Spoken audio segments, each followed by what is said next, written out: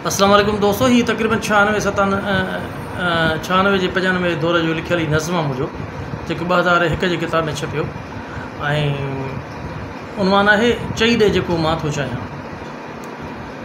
उजरा कपिड़ा पहिरियल आया, मां बि ॾिसां पियो हर हर चहिरा, को बि न धारियो सभु आहे पंहिंजा, सभई गॾिजी हल्को भुड़किया, तूं जे कंदे हरदम जी जी मूंखे चवनि था माफ़ी मिलंदी। ॿीहर जे जज़्बाती थींदे अंग उघाड़े पियो तूं कुटबे, कंहिं कंहिं सां तूं विढ़ंदो रहंदे, हर कंहिं खां तूं माफ़ी वठंदे, ॾाढ अॻियां छा तुंहिंजी हलंदी मूंखे चवनि था माफ़ी मिलंदी।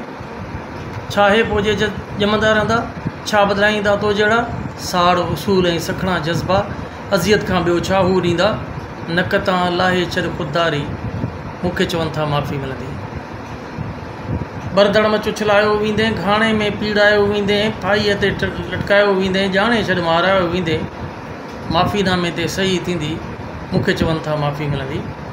वेड़ छॾींदे, ज़िद छॾींदे, छा बि थी पिए कुझु बि न कुझंदे, बेग़ैरत ताईं भाड़ी थींदे, भेण ऐं माउ सां सिंध विकिणींदे, हर ख़ुशी पोइ टिलंदी ईंदी मूंखे चवनि था माफ़ी मिलंदी।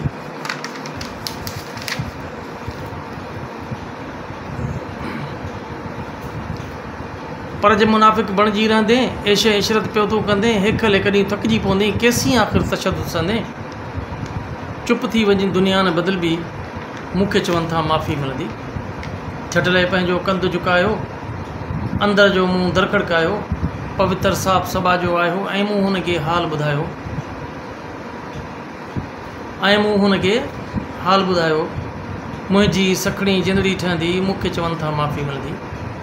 हुन वराणियो मुंहिंजा माण्हू, अमलो हिन तो जहिड़ा माण्हू, ॿुध तूं सिंध जा सादा माण्हू, पेरनि अंग उघाड़ा माण्हू, चई ॾे जेको मां थो चाहियां, ज़ालिम आॾो झुकणो न आहे।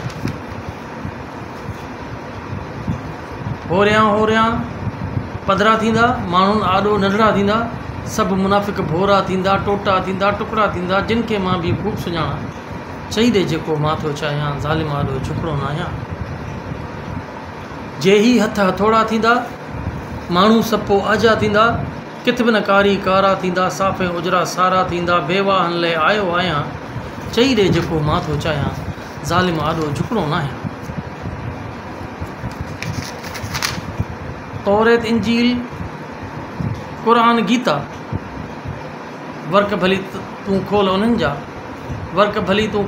जा, सबक़ ॾियनि था सेत अमन जा, मूं वटि बि किथे लेखा चोखा, इंसानियत लाइ आयो आहियां, चई ॾे जेको मां थो चाहियां, ज़ालिम आॾो झुकणो न आहियां। मूंखे भल माराए छॾिजो, घाणे में पीड़ाए छॾिजो, बरंदड़ मचो छलाए छॾिजो, फाईअ ते लटकाए छॾिजो, सिंधड़ीअ जो औलाद मां आहियां, हथ अव्हां जे मरणो न आहे।